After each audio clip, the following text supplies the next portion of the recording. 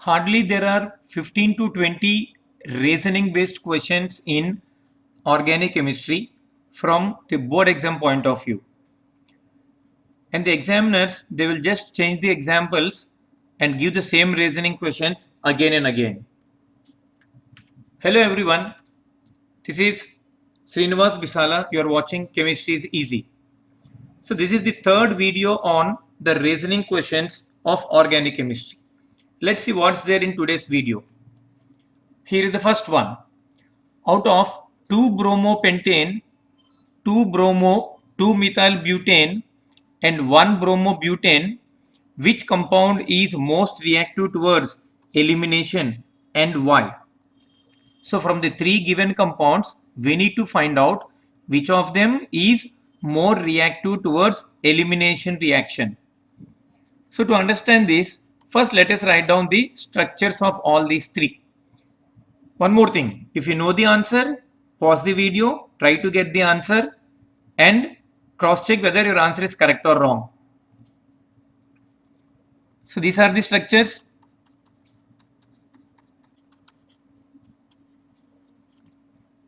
And see, this is the secondary alkyl halide, this is tertiary alkyl halide, and this is primary alkyl halide.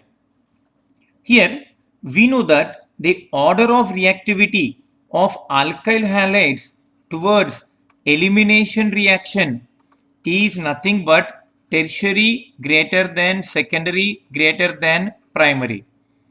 The order of reactivity of alkyl halides towards elimination reactions is tertiary greater than secondary greater than primary. And as we know that out of these three, tertiary carbocation is more stable than the others.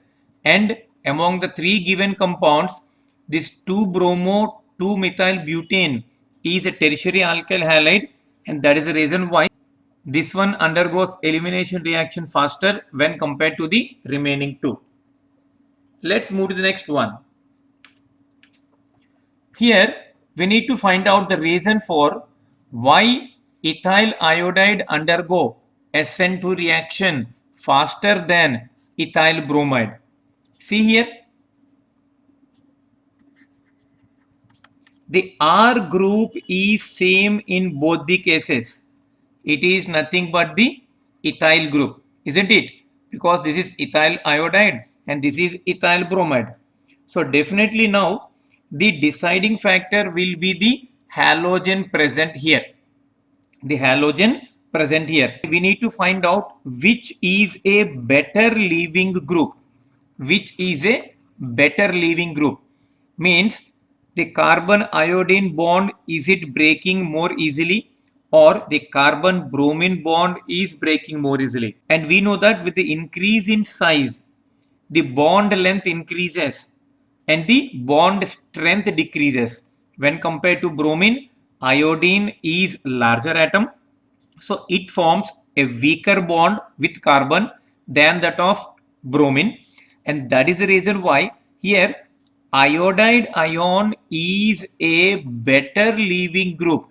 Iodide ion is a better leaving group than that of the Br minus ion, and that is the reason why ethyl iodide reacts faster through SN2 reaction when compared to that of ethyl bromide. So very simple answer, I minus being a better leaving group than that of Br minus, it is undergoing SN2 reaction faster. Let's see the last one. We are having dextro and levorotatory isomers of butane 2-ol. And we need to find out why it is difficult to separate both of them by fractional distillation. So why dextro and levorotatory isomers of butane 2-ol are difficult to separate by fractional distillation. It need not to be butane 2-ol. They may give any other example and still the answer remains the same. So no need to worry about the example in this particular case. So to understand this, first we need to know what are optical isomers. Try to recollect the meaning of optical isomerism. So optical isomers are the stereoisomers which behave differently towards the plane polarized light, isn't it?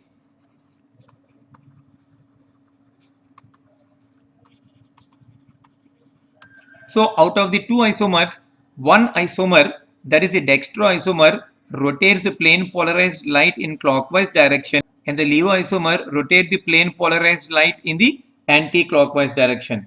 So this pair of enantiomers,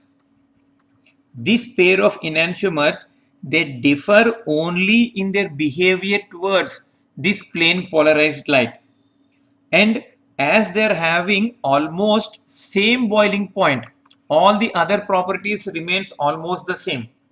They are differing only in their behavior towards plane polarized light, and as their boiling point is almost same, that is the reason why it is very difficult to separate the dextro isomer from the levo isomer. I'll make it very simple. The dextro and levo isomers, they possess almost similar properties, except the behavior towards plane polarized light. So in order to separate them by fractional distillation, there should be some minimum difference in their boiling point. As both the isomers have almost same boiling point, it is difficult to separate them by the technique of fractional distillation. So that is about the reasoning questions in this particular video. Wait till the next video. Thank you. See you again.